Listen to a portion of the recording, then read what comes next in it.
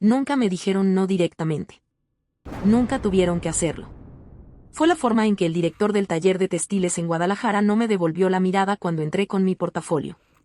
Fue como sus socios intercambiaron una sonrisa leve, casi imperceptible, cuando mencioné que había aprendido a hilar con mi abuela en un pueblo de Oaxaca. Fue el silencio después de que desenrollé mis diseños sobre la mesa de caoba, hechos con tintes naturales, achiote, añil, flor de cempalzóchitl. Bonito, dijo por fin don Clemente, sirviéndose un trago de mezcal sin ofrecerme ni un sorbo. Muy folclórico. Folclórico. La palabra que usan los ricos para decir bonito, pero para turistas. Yo no respondí.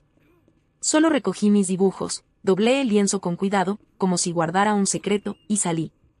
Afuera, la lluvia empezaba a caer sobre la colonia americana. Me metí en un callejón, apoyé la espalda contra la pared húmeda y respiré hondo. El olor a tierra mojada y a humo de comal se mezclaba con el perfume barato de las vendedoras ambulantes. Y en ese momento, supe que había dos caminos. O aceptaba que mi arte solo valía como adorno étnico. O demostraba que lo que mis manos podían crear no se compraba, se respetaba. Mi nombre es Ximena Ortega. No soy de aquí. Vine de San Mateo del Mar, un pueblo icoj, Huave, en la costa de Oaxaca, donde el viento no sopla, ordena. Donde las mujeres tejemos no solo con hilo, sino con memoria. Mi abuela me enseñó que cada puntada es una oración. Que el telar de cintura no es una máquina, sino un puente entre los vivos y los que ya caminan con las nubes. Pero en la Ciudad de México, nadie reza con las manos. Aquí, las manos se limpian con toallitas antibacteriales después de dar un apretón de negocios. Llegué hace 5 años con 23 años, una mochila de lona y un rollo de tela teñida con raíz de palo de tinte. Dormí en casa de una prima en Iztapalapa, en un cuarto que olía a humedad y a esperanza vencida. Durante el día, trabajaba como asistente en una tienda de ropa en La Condesa, sí, esa zona donde los perros usan suéteres y los cafés cobran $12 por un cold brew con esencia de amanecer. Por la noche, tejía. No por fama. No por vender. Sino porque si dejaba de tejer, sentía que mi abuela se desvanecía un poco más en el aire. Fue en esa tienda donde conocí a Leonel. No era cliente. Era el dueño de una galería de arte conceptual en Santa Fe, sí, ese desierto de cristal y concreto donde los ricos esconden su dinero tras paredes blancas y luces indirectas. Vino a comprar un regalo para su esposa. Yo le mostré una blusa de algodón orgánico, hecha por una cooperativa de Chiapas. ¿Y esto?, preguntó, señalando un pedazo de tela que yo había bordado en mi tiempo libre y dejado sobre el mostrador, una mariposa monarca con alas de hilos de oro real y azul maya. Eso no está a la venta, dije, sin pensarlo. ¿Por qué no? Porque no se vende lo que aún no ha terminado de hablar. Se quedó callado. Luego sonrió. Me llamo Leonel. Y quiero que expongas en mi galería. No lo creí. Pensé que era otro de esos artistas de salón que usan lo indígena como estética, sin alma. Pero acepté. Porque el hambre no elige, y mi prima acababa de perder su trabajo en una fábrica de Tlalnepantla. La exposición se llamó Habla la tela. Presenté 7 piezas. Cada una contaba una historia. El nacimiento de mi hermano, muerto a los 3 días por falta de oxígeno en un hospital olvidado. La primera vez que vi el mar congelado por el miedo durante una tormenta. La partida de mi madre, que se fue a Estados Unidos y nunca volvió a escribir. No usé marcos. Colgué las telas del techo, como si flotaran. Que la gente tuviera que agacharse, girar, tocar para entender. La inauguración fue un éxito, para ellos. Para mí, fue una lección. Leonel me presentó a su círculo. Coleccionistas. Críticos. Diseñadores que viajaban a Milán para copiar lo que descubrían en mercados mexicanos. Una mujer, Bárbara, con un collar de perlas que probablemente costaba más que mi vida, me tomó del brazo y dijo: «Eres adorable, Ximena. Tan auténtica. Deberías hacer una línea para mi marca. Podríamos llamarte la India moderna». No supe si reír o llorar. Mi nombre es Ximena, dije. Y soy icoj, no India. Ella rió como si hubiera contado un chiste. Ay, no seas tan seria. Es solo marketing. Esa noche, en la fiesta privada en el penthouse de Leonel en Lomas, sentí el mismo frío que en la playa cuando el viento cambia de rumbo. Bárbara se acercó a Leonel y, en voz baja pero clara, dijo: «Esa chiquita tiene potencial, pero necesita que alguien la puliera». Que le quite ese aire de pueblo. Leonel asintió. Ya le dije que podría estudiar en Parsons. Conozco al decano. ¿En serio? Dijo Bárbara. Sería una inversión. Imagina, una nativa con título de Nueva York. Vendería como pan caliente. Yo estaba a 3 metros, sirviéndome agua, fingiendo no escuchar. Pero cada palabra me entró como un clavo en el pecho. ¿Así era? ¿Mi arte solo valía si venía empaquetado con un pasaporte y un acento forzado? Al día siguiente, fui a ver a Leonel a su oficina. Gracias por la oportunidad, le dije. Pero no voy a Parsons. ¿Por qué no? Preguntó, sorprendido. Es una beca completa. $60,000 al año. Porque si voy, volveré con las manos limpias, pero sin tierra bajo las uñas. Y sin tierra, mis telas no respiran. Ximena, el mundo no se mueve con tierra. Se mueve con redes. Pues yo no quiero mover el mundo. Solo quiero que el mundo escuche lo que mi pueblo ha estado diciendo en silencio durante siglos. Leonel me miró como si hubiera perdido una inversión. Entonces no sirves para este negocio. No, dije. Sirvo para otro. Salí. Y borré su número. Durante meses, trabajé en la sombra. Dejé la tienda. Conseguí un cuarto en Tepito, sí, ese barrio que muchos evitan, pero donde el alma de la ciudad late sin filtros. Monté un pequeño taller en la azotea, con un telar que compré con lo último de mis ahorros y algodón que traía cada mes mi tío en un viaje desde Oaxaca.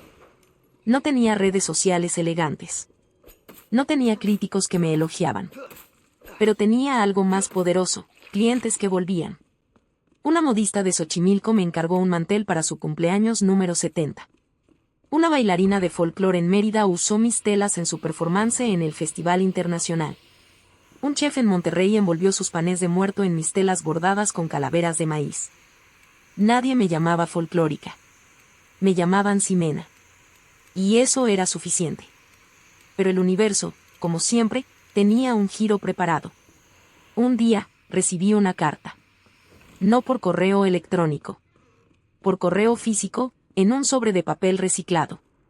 Era del Museo de Arte Popular en la Ciudad de México. Me invitaban a participar en una exhibición nacional sobre artesanía como resistencia. Y no como artesana invitada, sino como curadora asociada. No lo creí. Hasta que vi el nombre de quien firmaba la carta. Carmen Rojas. La misma que años atrás había rechazado mi solicitud de beca por falta de formación académica.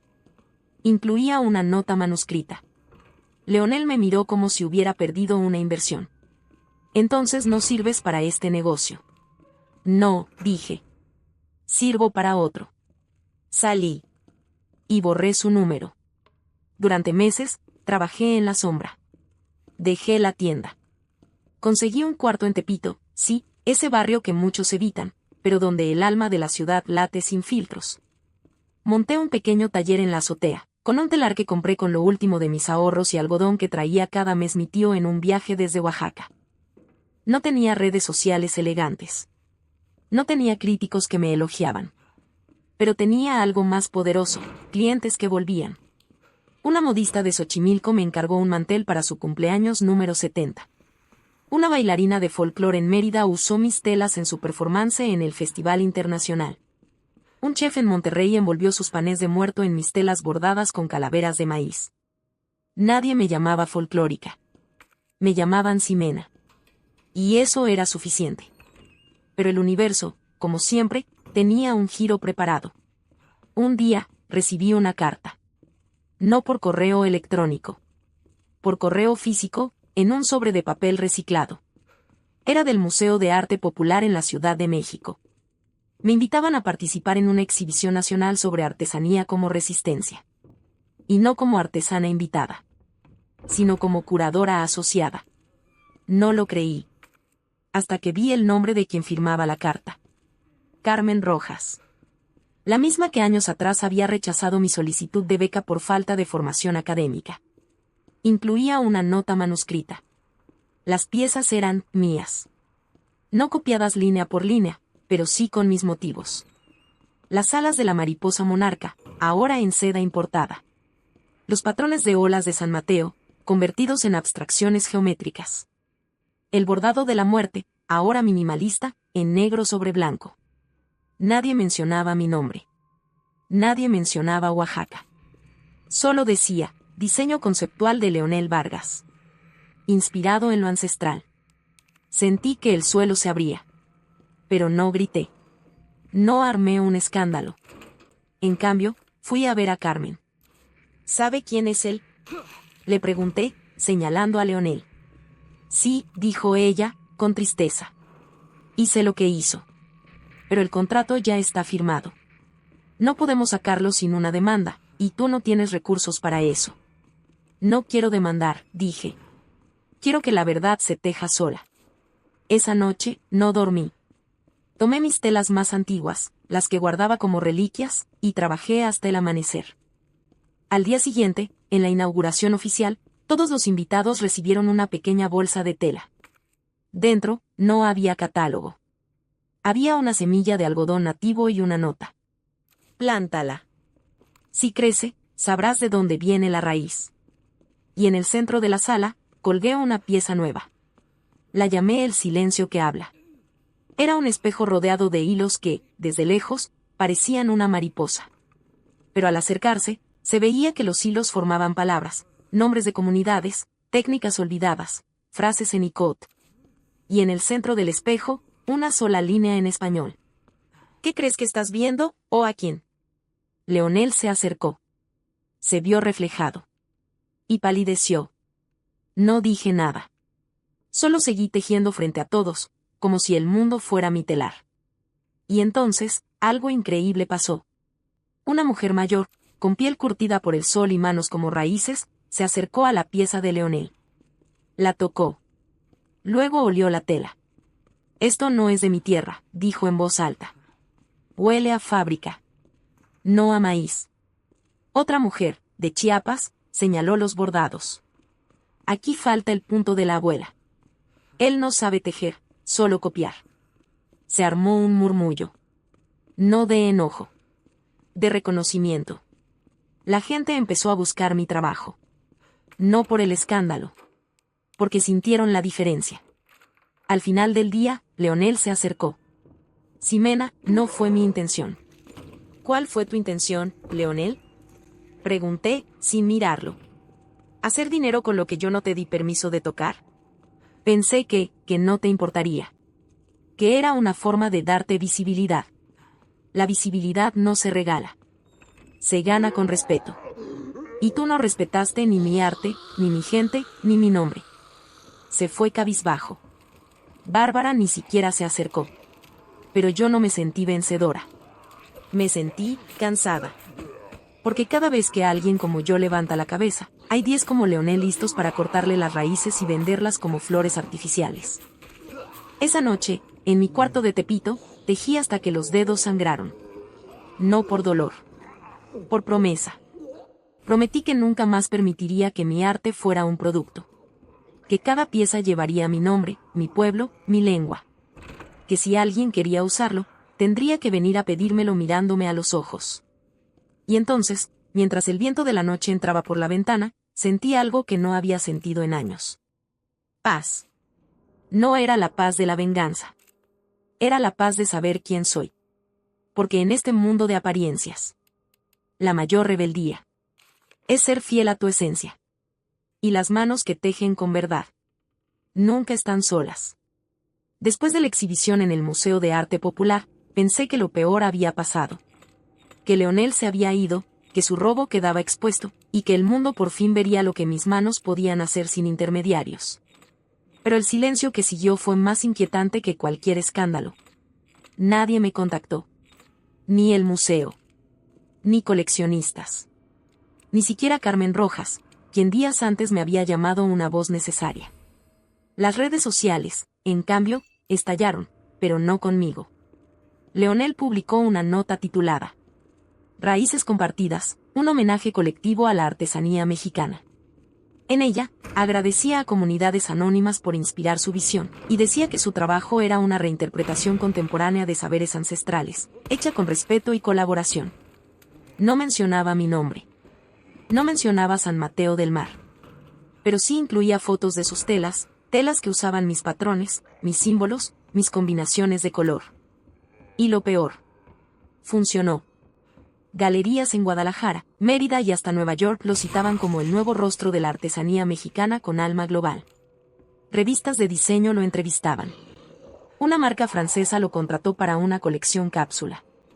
Yo, en cambio, seguía tejiendo en mi azotea de Tepito, con las manos agrietadas y el alma en vela. No por envidia. Por injusticia. Porque no se trataba de fama. Se trataba de verdad. Y la verdad no se negocia. Una tarde, mientras lavaba mis hilos a mano en una tina de plástico, llegó una mujer. No era cliente. No era turista.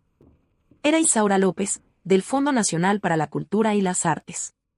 ¿Ximena Ortega?, preguntó, con una voz suave pero firme, como el viento antes de una tormenta.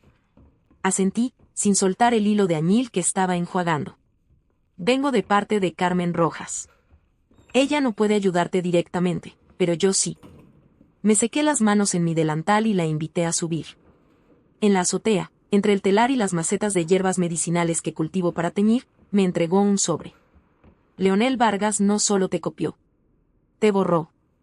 Pero hay algo que no sabe. Tú registraste tus diseños hace 2 años en el Instituto Nacional del Derecho de Autor. Él no. Abrí el sobre. Dentro estaba una copia de mi registro, sellado, fechado, con cada patrón descrito en detalle. Carmen lo encontró por accidente, dijo Isaura. Estaba revisando archivos antiguos de becarios rechazados, y vio tu nombre. Tu solicitud incluía muestras físicas. Guardadas en cajas lacradas, esperando a que alguien las mirara. Sentí un nudo en la garganta. ¿Y por qué no me lo dijo antes? Porque no podía. Leonel es donante del museo. Tiene contratos con el gobierno. Si Carmen intervenía, la habrían despedido. Pero yo no trabajo para ellos. Isaura me miró a los ojos.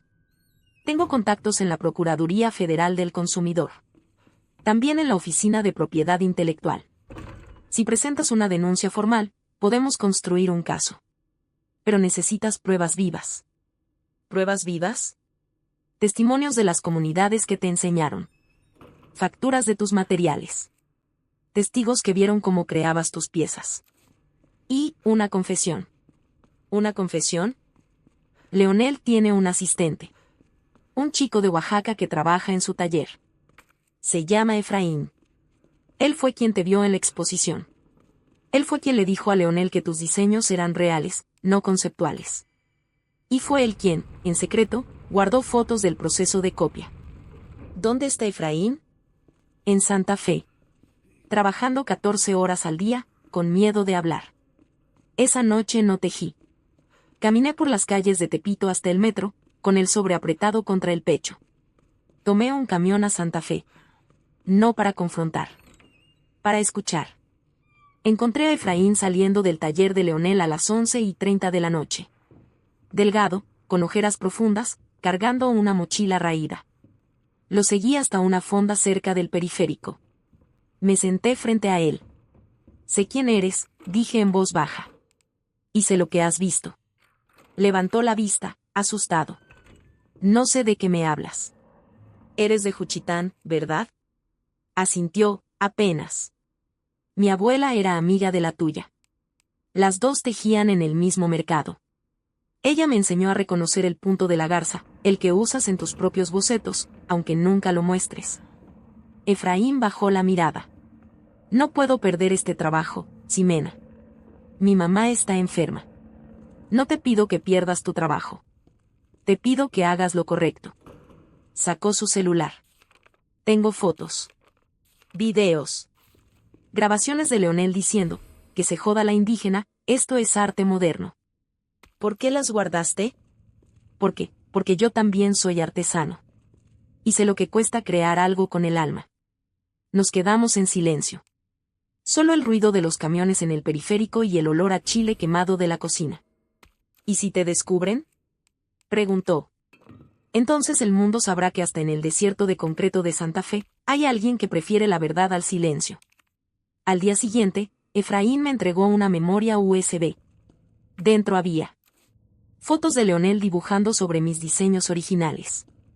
Un video en el que ordena a su equipo, quítenle lo rústico. Que parezca caro. Un audio en el que dice, nadie va a creer a una morena de Tepito antes que a mí. Era suficiente. Pero no era lo peor. Porque al revisar las grabaciones, escuché algo que me heló la sangre. Y si la morena se queja, dile a tu contacto en el museo que cancele su exhibición. Que digan que fue un error de curaduría. Total, nadie va a extrañar una pieza más de folclore, punto. ¿Tu contacto en el museo? Le pregunté a Efraín. Él negó con la cabeza. No lo sé. Pero, escuché que era una mujer. Alta. Con acento de la ciudad. Carmen Rojas. No podía ser. ¿La misma que me escribió la carta? ¿La que me llamó voz necesaria? Revisé mis correos. Volvió a mi mente su nota. He visto tu trabajo en redes. No el que muestras tú, sino el que comparten tus clientes. ¿Cómo sabía lo que mis clientes compartían si no estaba vigilando o manipulando? Fui al museo. Pedí verla. Me hicieron esperar 2 horas. Cuando salió, llevaba un traje impecable y un perfume caro. Ximena, qué sorpresa, ¿ya viste la cobertura que tuviste en la revista Arte México? No vine por eso. Vine por la verdad. Le mostré la grabación. Su rostro cambió. Primero sorpresa. Luego vergüenza. Luego, resignación. Leonel me ofreció $200,000 para que te sacara de la exhibición, dijo, en un susurro. No para cancelarte, sino para que tu pieza fuera rehacienda bajo su nombre. Decía que así ambos ganarían, tú con visibilidad, él con contenido auténtico. ¿Y aceptaste? No.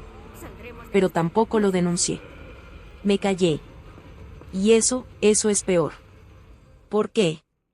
Porque creí que el sistema era más fuerte que la ética. Que si no aceptaba, perdería mi puesto, y con él, la posibilidad de ayudar a otros como tú. Pero al callarte, traicionaste a los que ya estaban dentro. Bajó la cabeza. Sí. Entonces, ¿vas a ayudarme ahora? No puedo testificar. Pero, puedo hacer que el museo retire oficialmente la obra de Leonel.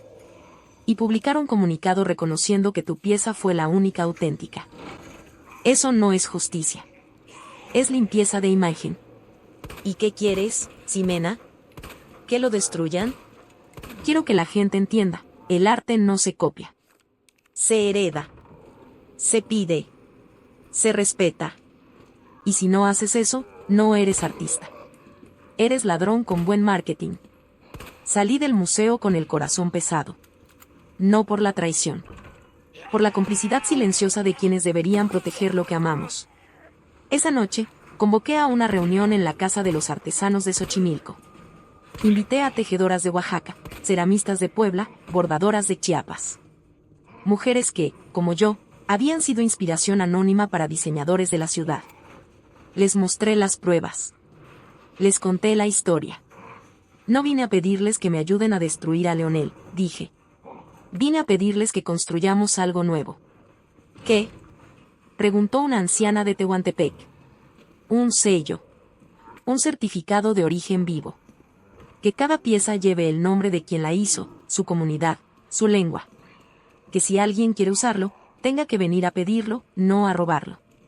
Se hizo silencio. Luego, una por una, las mujeres asintieron. Al mes siguiente, lanzamos Raíz Viva, una cooperativa digital y física donde cada artesano registra su obra, su técnica, su historia. Nada se vende sin su consentimiento. Nada se expone sin su rostro. Y la primera demanda colectiva por plagio cultural en México fue presentada, no por un abogado, sino por nosotras. Leonel intentó negociar. Me llamó. Ximena, no somos enemigos. Soy tu puente al mundo. No necesito puentes. Necesito respeto. Puedo darte el 30% de las ganancias. No quiero tu dinero. Quiero que el mundo sepa que mis manos no son fuentes de inspiración. Son autoras. Colgué. 2 semanas después, su colección con la marca francesa fue cancelada. Galerías devolvieron sus piezas. Revistas publicaron reportajes titulados El rostro oculto del diseño mexicano, apropiación o colaboración. La verdad, al final, siempre encuentra su camino. Pero el verdadero giro no fue eso. Fue lo que descubrí mientras revisaba viejos correos de Leonel, gracias a una filtración anónima, sospecho que de Efraín. Entre los archivos, encontré un email de 2019. Asunto: propuesta para Sofía H. Contenido: querida Sofía. Adjunto los bocetos del vestido de novia que diseñé para ti. Como hablamos, usé motivos ancestrales mexicanos para darle autenticidad, pero con un corte moderno. Nadie sabrá que los copié de una tejedora en Oaxaca. Leonel. Sofía. El nombre me sonó. Lo busqué. Y encontré la historia. La boda en el hotel. La hermanastra. El vestido idéntico. Leonel no solo me había robado a mí. Había vendido mi arte como disfraz de traición en la boda de una mujer que ni siquiera conocía. En ese momento, entendí. Este no era solo mi problema. Era un sistema. Un sistema que convierte lo sagrado en accesorio. Lo ancestral en tendencia. Lo femenino en producto. Y ya no iba a permitirlo. Presenté la demanda. No solo por plagio. Por violación al derecho moral de la obra. La ley mexicana lo protege. Pocos lo saben. Menos aún lo ejercen. Pero yo sí. En la audiencia, Leonel llegó con traje Armani y un equipo de abogados. Yo, con mi telar portátil y una pieza nueva, el silencio roto. La colgué en la sala del juzgado. Era un espejo, otra vez. Pero esta vez, los hilos formaban una pregunta en ICOT. ¿Quién te dio permiso? El juez, un hombre de edad, se acercó. ¿Qué dice? Dice, ¿quién te dio permiso para usar lo que no es tuyo? ¿Y quién lo dice? Mi abuela. Mi bisabuela. Mi pueblo. Y ahora, yo. Leonel perdió. No solo tuvo que retirar todas sus piezas. Tuvo que pagar una multa de $180,000. Y, lo más importante, reconocer públicamente a cada artesano cuyo trabajo usó. El día que salió la sentencia, volví a mi azotea. Efraín ya no trabajaba para Leonel. Ahora tenía su propio taller en Coyoacán. Carmen Rojas renunció al museo y fundó una ONG para defensa de creadores originarios. Y yo seguí tejiendo. Pero ya no en la sombra. Ahora, cada hilo que uso lleva un nombre. Cada pieza, una historia. Y cada venta, un pacto de respeto. Porque la dignidad no se pide. Se teje. Hilo por hilo. Verdad por verdad. Y aunque el mundo quiera venderte como folclórico, tú sabes que eres raíz. Y las raíces nunca se dejan arrancar sin dejar huella. Después del juicio, no hubo celebración. No hubo champán, ni fotos en revistas, ni entrevistas triunfalistas. Solo regresé a mi azotea en Tepito, encendí una vela de copal, y tejí. Porque cuando el mundo se rompe, las manos saben cómo coserlo. Sin hacer ruido. Leonel desapareció del mapa. Bárbara vendió su marca. Carmen Rojas, en cambio, me escribió una carta que aún guardo en el cajón de mi telar. Perdón por callar cuando debía hablar. Pero gracias por no permitir que tu verdad muriera en silencio. Que tus hilos sigan tejiendo justicia. No la perdoné. Pero tampoco la borré. Porque a veces, el perdón no es un abrazo. Es dejar que el otro cargue con su culpa. Sin necesidad de que tú la sostengas. Lo que vino después no fue venganza. Fue ofrecimiento. Una mañana, mientras teñía hilos con raíz de palo de tinte, llegó un grupo de mujeres de San Juan Mixtepec, Oaxaca. Venían con sus propios telares, sus propias historias, y una pregunta. ¿Nos enseñas a proteger lo nuestro? No querían fama. No querían exposiciones en Santa Fe. Querían que sus hijas no tuvieran que emigrar a la ciudad solo para que sus diseños terminaran en una pasarela firmados por otro. Así nació Raíz Viva, no como marca, sino como pacto. Convertimos mi azotea en un centro de formación. Cada semana, tejedoras, ceramistas, bordadoras de Chiapas, Puebla, Michoacán, venían a compartir no solo técnicas, sino derechos. Un abogado voluntario nos enseñó a registrar diseños. Una antropóloga de la UNAM nos ayudó a documentar los significados simbólicos de cada patrón. Y yo enseñé lo más difícil. A decir no sin culpa. Porque el mayor robo no es cuando te copian. Es cuando te convencen de que tu arte no merece respeto. Porque siempre ha estado ahí. Un día, una joven de Tehuacán me preguntó: Ximena, ¿y si alguien vuelve a hacer lo mismo que Leonel? Le mostré mis manos. Mira estas cicatrices. No son de la lana. Son de callar demasiado tiempo. Ahora, cada vez que tejo, cada puntada dice, estoy aquí. Soy yo. Y no me voy a mover. Ella sonrió. Y al día siguiente, registró su primera pieza bajo su nombre completo. Marisela López García, de San José Miahuatlán, Puebla. Ese fue el verdadero triunfo. No ganar un juicio, sino devolver el nombre a quien lo merece. Con el tiempo, Raíz Viva se convirtió en algo más que un colectivo. Se volvió un sello de autenticidad comunitaria. Cada pieza lleva un QR tejido con hilos conductores. Sí, los desarrollamos con estudiantes del IPN, que, al escanearlo, muestra el nombre completo de la artesana, su comunidad, la historia del diseño. Un video corto de ella tejiendo, contando por qué lo hizo. Ningún intermediario. Ninguna marca que se lleve el 90%. Solo la verdad, directa del suelo al mundo. Y lo más inesperado. Las grandes marcas empezaron a llamar. Pero esta vez, no para comprar. Para colaborar bajo nuestros términos. Una firma de París quiso usar nuestros diseños en una colección de otoño. Les dije: si quieren trabajar con nosotros, deben venir a la comunidad. Sentarse con las tejedoras. Pagar lo justo. Y firmar un contrato donde ellas sean coautoras, no inspiración. Al principio dudaron. Luego aceptaron. Y así, por primera vez en la historia. Una prenda en una pasarela en la Semana de la Moda de París llevaba el nombre de una mujer icot, junto al logo de la marca. No era caridad. Era justicia silenciosa.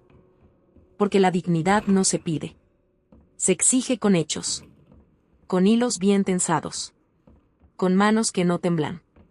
Hoy, 5 años después, sigo viviendo en Tepito. No por pobreza, sino por elección. Porque aquí, nadie me pregunta de dónde vengo. Solo me ven tejer, y respetan el silencio que eso implica. Mi taller ya no es una azotea. Es una casa pequeña en la calle de Jesús Carranza, con paredes de adobe y un patio lleno de plantas de añil. Las puertas siempre están abiertas. El café, caliente. Y el telar, siempre en movimiento. Una tarde, mientras bordaba un manto para una ceremonia en la Mixteca, me llegó un mensaje. Era de Efraín.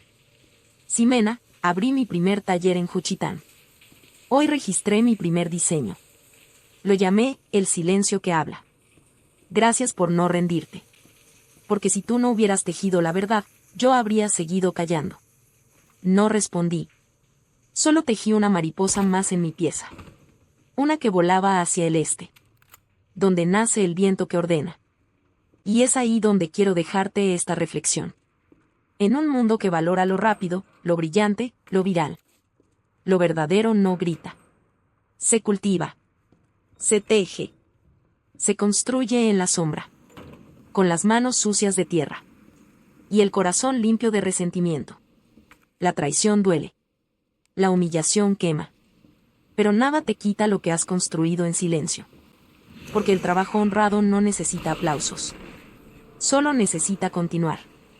Y si alguna vez te han subestimado, si te han llamado folclórico, rústico, de pueblo, recuerda, la raíz no pide permiso para crecer.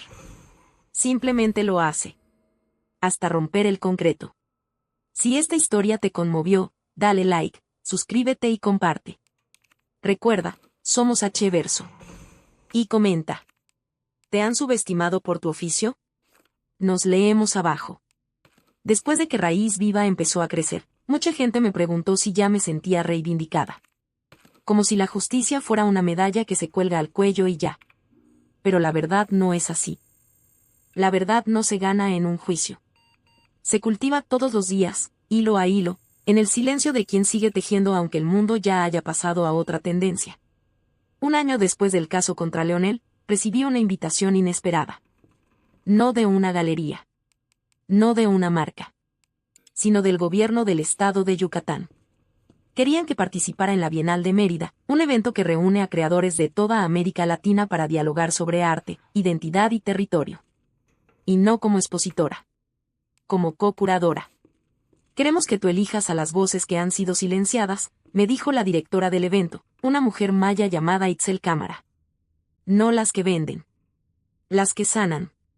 No lo pensé 2 veces. Viajé a Mérida en camión, como siempre. No por falta de recursos, las ventas de Raíz Viva ya sostenían no solo mi taller, sino el de 32 artesanas en 5 estados, sino por respeto. Porque cuando uno viaja en camión, escucha las historias reales. La de la señora que lleva tamales para vender en el mercado. La del joven que vuelve a su pueblo con su título universitario y los ojos llenos de dudas. La del abuelo que canta en náhuatl mientras mira el paisaje pasar. Mérida me recibió con un calor húmedo y el olor a naranja agria de los patios coloniales. La Bienal se realizaba en el antiguo convento de la Mejorada, un lugar donde las paredes aún guardan los rezos de monjas y los suspiros de insurgentes. Itzel me llevó a un patio central donde el piso de piedra estaba marcado por siglos de pasos. Este es el corazón del evento, dijo. Aquí no habrá luces LED ni pantallas táctiles. Solo materia viva, barro, madera, hilo, voz. Me emocioné. Por primera vez, no tenía que explicar por qué el arte necesita raíces. Ya lo entendían. Durante semanas, seleccioné a las creadoras que expondrían. Una ceramista de Tepoztlán que modela figuras con tierra sagrada, solo en días de luna nueva. Una tejedora rarámuri de Chihuahua que usa lana de ovejas criadas por su abuela. Una bordadora wixárika de Jalisco que plasma sueños en sus piezas, no diseños. Y a mí, me pidieron que presentara algo nuevo. Algo que no hubiera mostrado antes. Durante 3 noches, tejí en el patio del convento bajo la luna llena. No con un telar. Con mis manos. La pieza se llamó Los nombres que el viento lleva. Era un gran círculo de algodón nativo, teñido con raíces, hojas y cáscaras de fruta recolectadas por las propias artesanas. En el centro, no había imagen. Había nombres.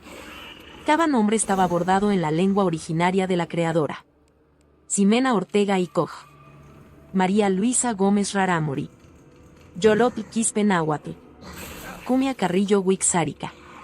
Y debajo de cada nombre, una frase corta. No soy inspiración. Soy autoría.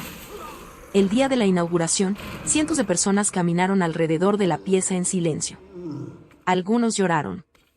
Otros tocaron los nombres como si fueran reliquias. Un periodista de una revista internacional se acercó y me preguntó: ¿qué mensaje quieres transmitir con esto? Ninguno, respondí. Solo quiero que ya no nos pregunten de dónde sacaste esta idea, sino cómo puedo apoyarte a seguir creando.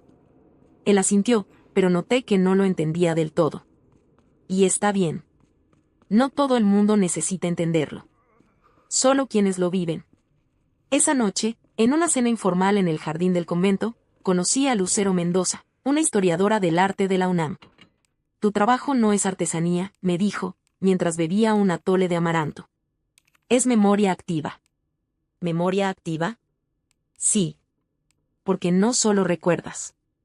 Transformas el recuerdo en acción. En resistencia. Sus palabras se quedaron conmigo. Al día siguiente, Lucero me mostró un documento antiguo que había encontrado en los archivos de Lina. Un registro de 1892 donde un comerciante alemán en Veracruz compró 12 piezas de algodón teñido a indígenas de la costa oaxaqueña por 3,5 pesos. En el documento, ninguna de las tejedoras tenía nombre. Solo decía, mujeres del lugar. Esto ha pasado por siglos, dijo Lucero. Ustedes crean. Ellos nombran. Ustedes siembran. Ellos cosechan. Pero ya no, dije. Y en ese momento, tomé una decisión. Durante la clausura de la Bienal, subí al estrado no con una tela, sino con un proyecto. Hoy anuncio el archivo vivo de las creadoras originarias, dije frente a embajadores, curadores y artistas de 17 países. Un registro digital y físico donde cada obra llevará el nombre completo de su autora, su comunidad, su lengua y su historia. No será un museo. Será un pacto. Y cualquiera que use estos diseños sin consentimiento no solo cometerá un delito legal, cometerá un acto de violencia cultural. Hubo aplausos. Pero más importante, hubo silencio respetuoso. El tipo de silencio que solo nace cuando alguien ha tocado una verdad que todos sentían, pero nadie decía. A mi regreso a la Ciudad de México, Raíz Viva ya no era solo un taller. Era un movimiento. Artesanos de Michoacán, Guerrero, Sonora, empezaron a contactarnos. No para vender. Para documentar. Con el apoyo de la UNAM y el Fondo Nacional para la Cultura, lanzamos una plataforma en línea donde cada creador puede registrar su obra con geolocalización, subir videos de su proceso en su lengua materna, firmar acuerdos de colaboración con marcas, bajo sus propios términos. Y lo más hermoso, los jóvenes están regresando a sus pueblos. Una chica de 22 años, Nayeli, me escribió desde San Blas, Nayarit. Gracias a ustedes, no tuve que irme a la ciudad para que mi bordado valiera algo. Mi abuela me enseñó. Yo lo registré. Y ahora una marca en Barcelona me paga $12,000 por una colección, bajo mi nombre. No hubo explotación. No hubo inspiración anónima. Hubo acuerdo. Y respeto. Pero el verdadero giro no fue eso. Fue lo que pasó 6 meses después, en una feria de diseño en Guadalajara. Estaba presentando una nueva colección de telas con tintes a base de cáscara de aguacate y cáscara de cebolla, residuos que muchas ciudades tiran, pero que en nuestras manos se vuelven oro, cuando vi a Leonel. No estaba exhibiendo.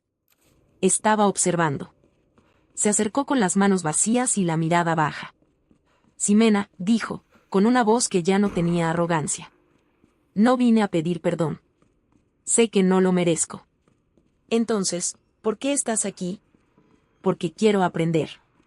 He pasado 2 años intentando crear desde cero, sin referencias. Y todo lo que hago suena vacío. Porque no tiene raíz. Lo miré a los ojos. No vi manipulación. Vi hambre. La misma hambre que yo sentí cuando llegué a la ciudad y casi vendí mi arte por un lugar en la mesa. Si quieres aprender, dije, no empieces conmigo. Ve a los pueblos. Pregúntales si necesitan ayuda para construir un techo, no para copiar un patrón. Lava los hilos. Muele las raíces. Y si alguna vez creas algo que sientas que merece mostrarse, que tu nombre no esté solo. Que esté al lado de quien te enseñó. Asintió. Y por primera vez, vi humildad en su rostro. No sé si cambió. Pero al menos, ya no fingía. Hoy, mientras escribo esto en mi taller de Tepito, el viento trae el olor a lluvia y a café recién hecho. Mis manos están manchadas de añil. Mi hija de 5 años, Itani, juega en el patio con un telar de juguete que le hice con palitos y hilo de algodón. Mamá, me dice, ¿cuándo voy a tejer mi primer nombre? Cuando estés lista, mi vida. Porque el nombre no se escribe. Se gana. Ella asiente, como si lo entendiera. Y tal vez sí lo entienda. Porque nació en un mundo donde ya no se permite que las mujeres que tejen en silencio sean borradas del relato. He aprendido que la redención no es cuando los otros reconocen tu valor. Es cuando tú dejas de necesitar su reconocimiento para seguir creando. Y aunque el mundo siga corriendo tras lo nuevo, lo rápido, lo viral, nosotras seguiremos aquí. Tejiendo. Nombrando. Resistiendo. Porque las raíces no piden permiso para crecer. Simplemente lo hacen. Hasta que el concreto se rompe. Y la tierra vuelve a respirar. Durante años, evité regresar a San Mateo del Mar. No por rencor. Por miedo. Miedo de que, al pisar otra vez esa tierra salada, descubriera que ya no pertenecía ni al mar ni a la ciudad. Que me hubiera convertido en una de esas personas que usan su origen como disfraz, no como raíz. Pero el viento no pide permiso. Y un día de noviembre, mientras tejía en mi taller de Tepito, recibí una carta escrita a mano. No en papel reciclado, ni en hoja membretada. En una hoja arrancada de un cuaderno escolar, con letras torcidas y el olor a humo de leña. Era de tía Rosa, la hermana menor de mi abuela.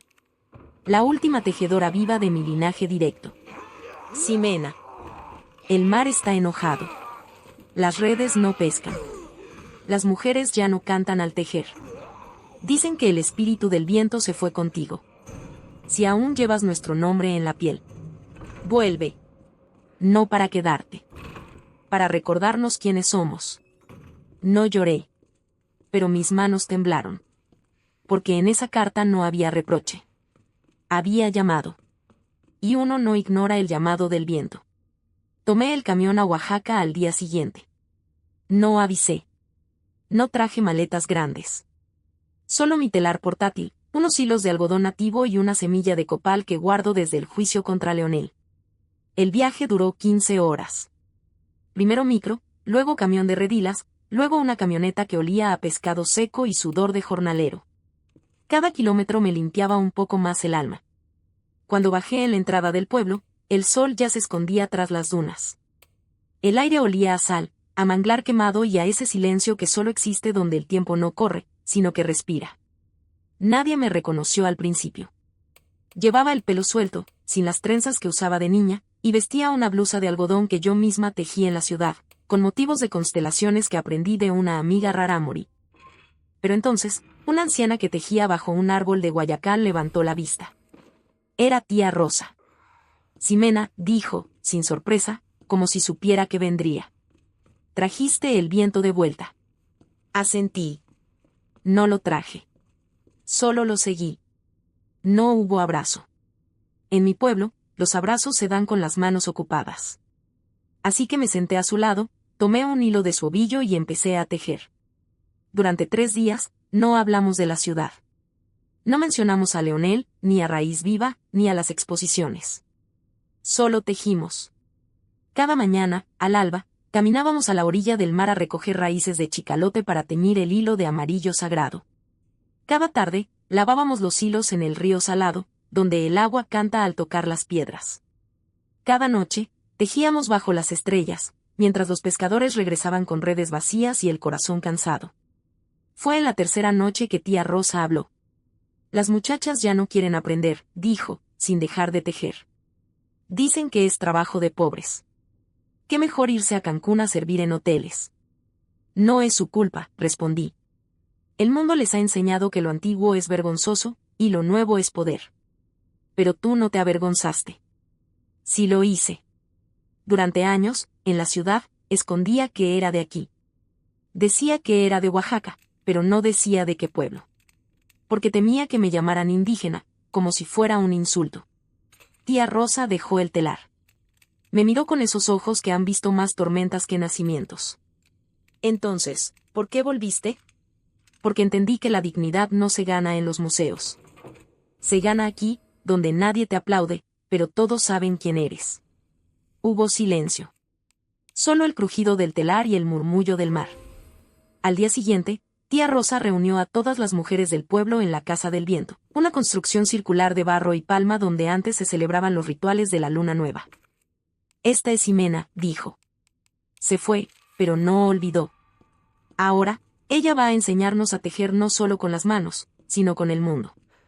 No fue un elogio. Fue una prueba. Y acepté. Durante 2 semanas, enseñé a las jóvenes a usar el teléfono no para selfies, sino para documentar. Les mostré cómo grabar un video de su abuela tejiendo, cómo describir el significado de cada símbolo, cómo subirlo a Raíz Viva con su nombre completo. Una chica de 16 años, Luz Marina, me preguntó. ¿Y si alguien copia lo que subo? Que lo haga, dije. Pero cuando lo copie, el mundo verá tu nombre debajo. Y cada vez que lo use, estará repitiendo tu historia, aunque no quiera. Ella sonrió. Y al día siguiente, subió su primer video. Yo soy Luz Marina Gutiérrez, de San Mateo del Mar. Esta es la historia del patrón del delfín. Fue el primer registro vivo de nuestro pueblo en la plataforma. Pero el verdadero milagro vino después. Una mañana, mientras caminaba por la playa, encontré a 3 hombres extranjeros hablando con un pescador. Llevaban cámaras, micrófonos y una sonrisa de descubridores. ¡Qué auténtico!, decía uno. Esto es justo lo que necesitamos para nuestra marca, arte indígena real, sin contaminación moderna. Iban a ofrecerles $50 por una red tejida a mano. Y usarla como inspiración para una colección en Milán. Me acerqué. no con enojo. Con calma. ¿Quieren algo auténtico? Pregunté en español, luego repetí en ICOT. Entonces hablen con quien lo hace. Les mostré la plataforma de raíz viva en mi celular. Les expliqué que si querían usar el diseño, tenían que contactar directamente a la artesana. Pagar un mínimo de $1,200 por diseño, precio establecido por consenso comunitario. Firmar un contrato donde ella sea coautora. Uno de ellos se rió. ¿$200? ¿Por una red de pescar? No es una red de pescar, dije. Es un mapa del mar. Cada nudo es una marea. Cada hilada, una oración. Y si no entiendes eso, no mereces usarlo. Se fueron sin comprar nada. Pero una semana después, recibí un correo. Era de una cooperativa textil de Portugal, no de una marca de lujo, sino de artesanos como nosotros. Habían visto el video de Luz Marina. Querían colaborar, no copiar. Proponemos un intercambio, escribían. Nuestras tejedoras en Lisboa aprenderán de ustedes. Ustedes aprenderán de nuestras técnicas de lana del Atlántico. Y crearemos una pieza juntos, firmada por ambas comunidades. Le mostré la propuesta a tía Rosa. Ella la leyó en silencio, luego asintió. El viento no solo trae, también entrega. Así nació Diálogo de Mares, una manta tejida con algodón de Oaxaca y lana de Portugal, con símbolos del delfín ICOT y la estrella náutica lusa. Se exhibió en el Museo del Traje de Lisboa y en el Centro Cultural Santo Domingo de Oaxaca. Y en el centro de la manta, bordado en hilo de oro. Hecho por manos que respetan lo que tocan. Nadie se quedó con el 90%. Todos recibieron su parte justa. Y más importante, todos sus nombres estaban ahí. Cuando regresé a la Ciudad de México, ya no era la misma. No porque hubiera triunfado, sino porque había dejado de necesitar probar nada. Mi taller en Tepito ya no era un refugio. Era un puente. Cada semana, recibía a jóvenes de comunidades originarias que querían aprender a proteger su arte sin perderlo. Les enseñaba lo que tía Rosa me enseñó. El arte no es lo que haces. Es cómo te relacionas con lo que haces. Y esa relación no se negocia. Un día, mientras preparaba una exposición en Guadalajara, me llamaron del Ministerio de Cultura. Querían que fuera parte de una delegación mexicana en la Feria Internacional de Artesanía en Santa Fe, Nuevo México. Serás la representante de las creadoras originarias, dijeron. Tendrás un stand grande, traductores, apoyo logístico. Acepté, pero con una condición. No iré sola. Vendrán conmigo Luz Marina, Efraín, Marisela de Puebla y 4 tejedoras más. Y el stand no será de Ximena Ortega. Será de raíz viva. Aceptaron. En Santa Fe, bajo el sol seco del desierto, montamos un espacio sin paredes, solo con telares, hilos y un cartel que decía: aquí no se vende arte. Se comparte memoria. Miles de personas pasaron. Algunas solo miraban. Otras se sentaban, tejían con nosotras, escuchaban las historias. Un hombre mayor, de origen navajo, se acercó con lágrimas en los ojos. En mi pueblo, también nos robaron los diseños, dijo. Durante décadas, las marcas los usaron sin nombre. Hoy, por primera vez, veo a mujeres que no solo crean, sino que protegen. Esa noche, alrededor de una fogata en el desierto, tejimos juntos. Nuestras lenguas eran distintas, pero los hilos entendían el mismo lenguaje. Al regresar, supe que algo había cambiado para siempre. No era fama. Era legado. Y entonces, una mañana de abril, mientras enseñaba a mi hija Itanía a hilar su primer hilo, recibí una noticia inesperada. El Museo de Arte Moderno de la Ciudad de México quería adquirir la pieza Los nombres que el viento lleva. Será parte de la colección permanente, dijo la curadora. Queremos que las nuevas generaciones vean que el arte mexicano no nace en las escuelas de diseño, sino en las manos de quienes nunca dejaron de tejer la verdad. No vendí la pieza. La doné. Pero con una cláusula. Cada vez que se exhiba, debe incluir una pantalla con los videos de las creadoras, en sus lenguas originarias, contando su historia. Aceptaron. La inauguración fue íntima. Solo estábamos las creadoras, sus familias, y unos pocos invitados. Nada de flashes. Nada de discursos largos. Solo un círculo de mujeres, tejiendo en silencio, mientras el viento entraba por las ventanas del museo. Y en ese momento, supe que había cumplido la promesa que le hice a mi abuela el día que salí de San Mateo. No olvidaré de dónde vengo. Y haré que el mundo respete lo que mis manos crean. No fue venganza. No fue gloria. Fue justicia silenciosa. Porque en un mundo que prefiere lo rápido a lo verdadero, la mayor revolución es seguir tejiendo, aunque nadie esté mirando. El día que cumplí 35 años, no hubo fiesta. No hubo globos, ni pastel ostentoso, ni brindis con champaña. Solo el viento. Y el mar. Regresé a San Mateo del Mar. No como visita. No como invitada. Sino como quien vuelve al centro de sí misma. Esta vez, no vine sola. Traje a mi hija Itani, que ya tiene 7 años y las manos más hábiles que he visto desde mi abuela. Y traje también a Raíz Viva, no como proyecto, sino como legado. En la playa, bajo el sol que no perdona pero sí purifica, armamos un toldo de palma y algodón teñido con cáscaras de cempasúchil. Allí, las mujeres del pueblo tejieron durante 3 días sin parar. No para vender. Para sanar. Porque algo había cambiado. Ya no tejíamos solo para recordar. Tejíamos para reclamar. El mundo había empezado a escuchar. No por lástima. Por respeto. Marcas internacionales ya no decían inspirado en lo mexicano. Decían. En colaboración con Ximena Ortega y las tejedoras de San Mateo del Mar. Y en la etiqueta, junto al logo de la marca, estaba el nombre de quien hiló. Quien tejió. Quien cantó mientras lo hacía. Ese era el verdadero lujo. Una tarde, mientras Itani aprendía a hilar con tía Rosa, me senté en la arena a mirar el horizonte. El mar estaba calmo. Demasiado calmo. Fue entonces cuando vi a Efraín caminar hacia mí. Venía con una mochila de lona, desgastada por el sol y el uso, y un rollo de tela bajo el brazo. Traje esto para ti, dijo, sin ceremonias.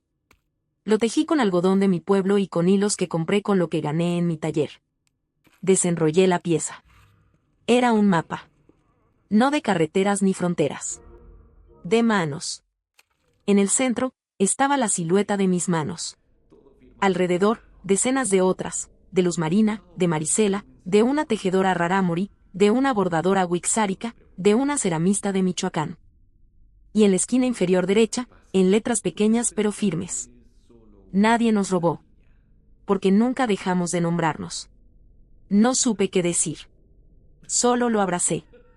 Y en ese abrazo, sentí que algo se cerraba. No una herida. Un ciclo. Porque la justicia no es cuando castigas al que te hirió. Es cuando construyes algo tan fuerte que el daño ya no tiene poder sobre ti. Esa noche, celebramos la luna nueva con un ritual antiguo. Las mujeres formamos un círculo alrededor del fuego. Cada una llevaba una pieza que representaba su historia. Itani, con su pequeña voz, cantó la primera estrofa de la canción que mi abuela me enseñó. El viento no sopla para llevarse. Sopla para que lo que está enterrado vuelva a nacer. Y mientras cantábamos, sentí que mi abuela estaba ahí. No como recuerdo. Como presencia. Al día siguiente, antes de irnos, tía Rosa me entregó un paquete envuelto en hojas de maíz. Para cuando el mundo vuelva a volverse frío, dijo. Ábrelo solo si sientes que estás a punto de olvidar quién eres. No lo abrí. Pero lo guardé junto a mi corazón. De regreso a la Ciudad de México, el taller de Tepito ya no era el mismo. No porque hubiera cambiado. Sino porque yo había cambiado. Ya no tejía para demostrar. Tejía para existir. Y en ese acto simple, repetido día tras día, encontré la redención más profunda. La paz. Porque la dignidad no es lo que el mundo te da. Es lo que tú te niegas a entregar. Aunque te ofrezcan todo el oro de sus vitrinas. Hoy, Raíz Viva opera en 14 estados de la República.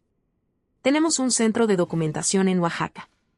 Una escuela de diseño ético en la Ciudad de México. Y una alianza con universidades en Canadá, Francia y Japón.